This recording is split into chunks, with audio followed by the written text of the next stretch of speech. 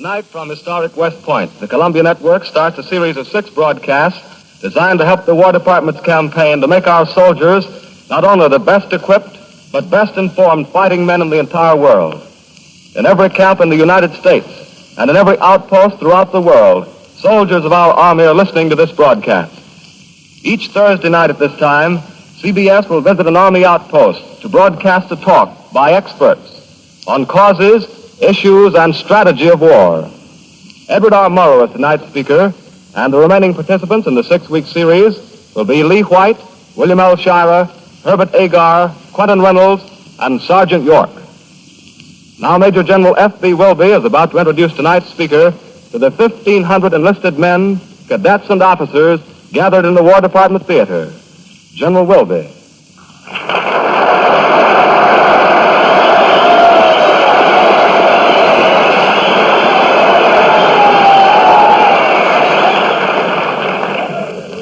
Ladies and gentlemen,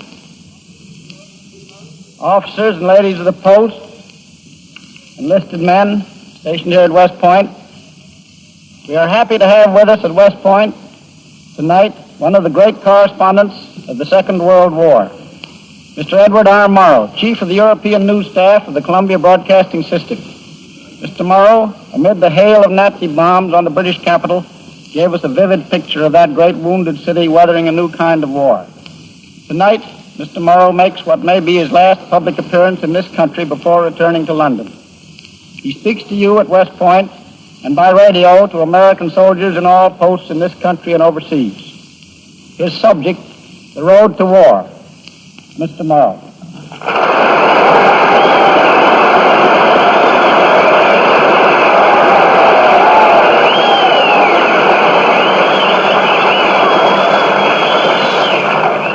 General Wilby, sir. Ladies and gentlemen, this is rather frightening. Twice in the last 10 minutes, someone has come out here and urged you to react in some way, to laugh or applaud, and you have almost been invited to sleep. If you do, it will be no new experience. Because during the nights of heavy raids in London, we worked from an underground studio, and it was not at all uncommon for our friends to come down and sleep quite comfortably while we did a broadcast to the United States.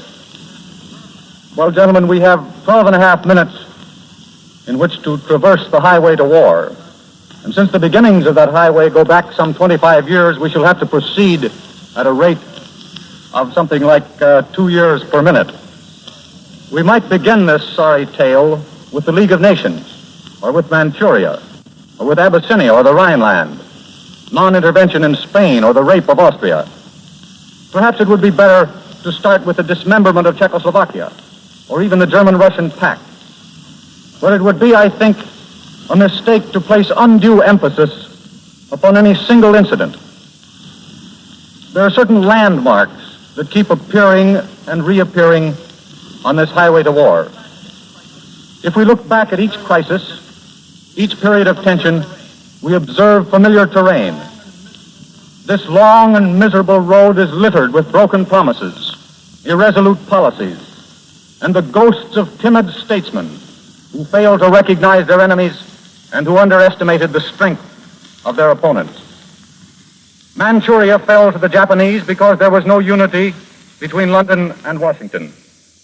The Italians overran Abyssinia because the democracies sought refuge in words and sanctions they failed to apply. Austria died without battle because she had committed the crime of being small. Czechoslovakia went down betrayed by her friends. Men and women in the so-called democracies said the Germans were fanatics, and they failed to remember the strength of fanaticism. In France, in Britain, and in the United States, people laughed at the policy of guns instead of butter. We failed to understand that the Germans would use those guns to go and get the butter, our butter. Each time Hitler mouthed his last territorial demand, some people believed him, failing to realize that there is no truce and there can be no compromise with the totalitarian mind. All along this highway to war, we may see the faces of men and women who didn't want to be disturbed, who feared to make sacrifices and grave decisions. We were in a valley with few heroic men and few heroic measures. Men began to say, is there any conviction worth fighting for? We became experts at delay and evasion and self-delusion. We were turning out of our institutions of higher learning, though certainly not out of this institution, men and women with a sense of privilege rather than a sense of responsibility. The objective was to gain a higher standard of living at the cost of the society that had made possible the superior intellectual training. So far as the rest of the world was concerned, we were putting on a cheap veneer of easy cynicism. We were sitting back behind our oceans with a holier-than-thou expression, saying, look at those miserable Europeans. What a mess they're making of things again. None of us can avoid some share of the blame for that sleep stumbling through a world where bestial brigands were seizing power and plotting our downfall. Their plans were poured into a mold labeled, when war comes. Our plans were made on the basis of if war comes. There was never a time when the forces of decency and democracy could not have cried halt. But we feared, and we failed to exercise our power, for we were men of little faith. Minds became dull and numbed as a result of repeated tales of horror and bloodletting. The democracies retreated from the world leadership, and they were devoured one by one. I wandered about Europe and watched it happen. Most of you will remember the tales about how the German tanks and armored cars broke down and littered the highways leading to Vienna. How the German High Command failed to reach its objective on schedule, even when they were occupying a country without resistance. Those stories were not true.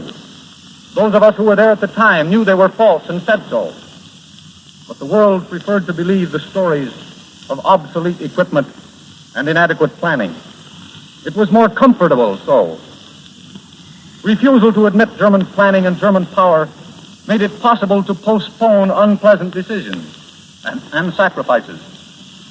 Those who told of the suicides and the beatings in Vienna on those days and nights were labeled warmongers. And after all, people said, weren't the Austrians Germans? And perhaps they wanted the Germans to come in. We failed to understand the scope of the plan and the ruthlessness of the men who were executing it. When Czechoslovakia was tramped in the gutter, most of us preferred to pass by on the other side of the road. Let no one say that Mr. Chamberlain failed in those days to act in accordance with the wishes of the majority. The British didn't want war, and he avoided it. When that announcement came out of Munich, there was a sigh of relief throughout the island. There were many expressions of regret at the price that would be paid by Czechoslovakia. But many of us failed to realize that Britain and France and Poland and the Low Countries and the United States would pay part of that price too. Payment was merely postponed, for there was no truce, and there can be no compromise. In the years that followed Munich, the people of Britain came to realize that.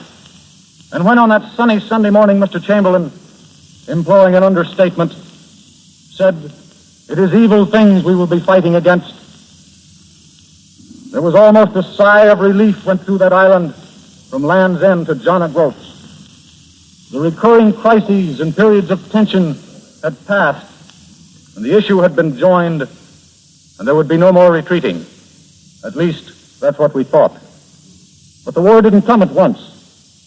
The German armies crunched through Poland, while friends of mine sat at that shortwave transmitter on a little wooded knoll outside Warsaw and asked for the help that never came. After the Germans had overrun the rich black earth of Poland, there was a lull. Nothing happened. Some called it a phony war, others a sitzkrieg. In Britain there was darkness, but the war seemed almost remote. In the early spring, the Germans struck at Norway. The British hastily assembled an expeditionary force, but Norway was lost. When I talked with many of those men who came back from Norway, their story was the same.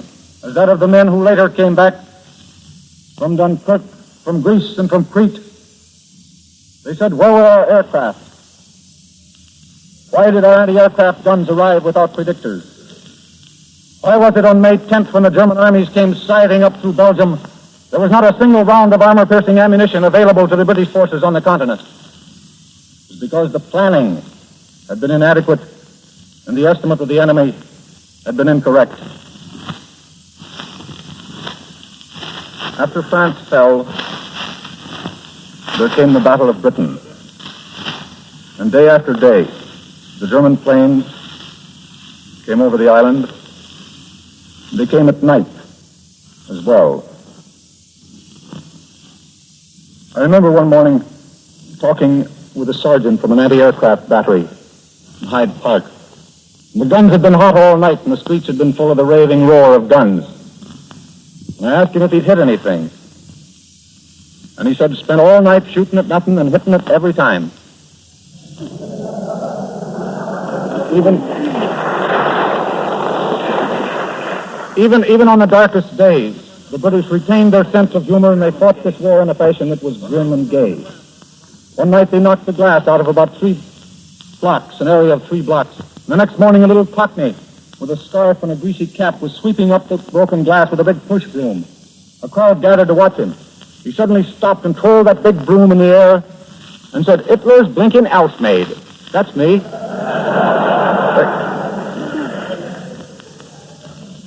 That was on a morning when many men, save Englishmen, despaired of England's life. We, on the other hand, sent them lease-lend material.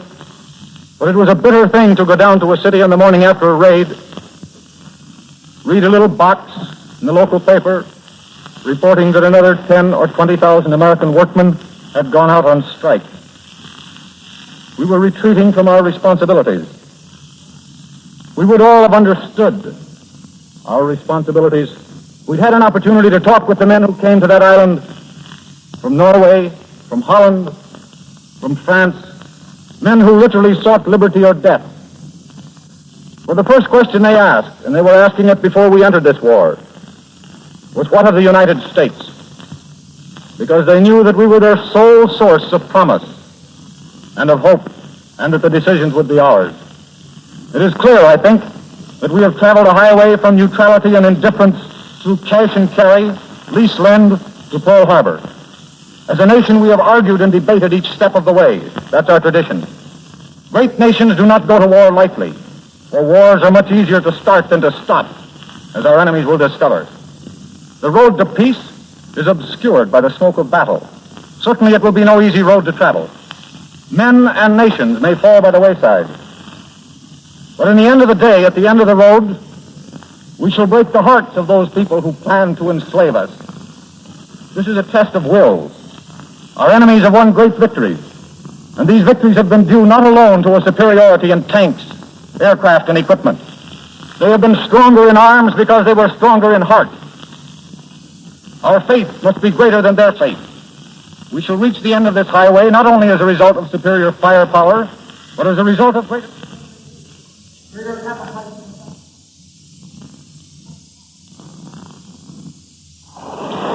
That was Edward R. Murrow speaking to officers, cadets, and soldiers at West Point on the road to war. First in a series of 6 from Army camps on What Are We Fighting For? American soldiers in every corner of the globe are listening to this broadcast. Next Thursday at this same time, 6:15 p.m. Eastern Wartime, Lee White will be heard from Fort George, Meade, Maryland on the war to date. John Tillman speaking. This is the Columbia Broadcasting System.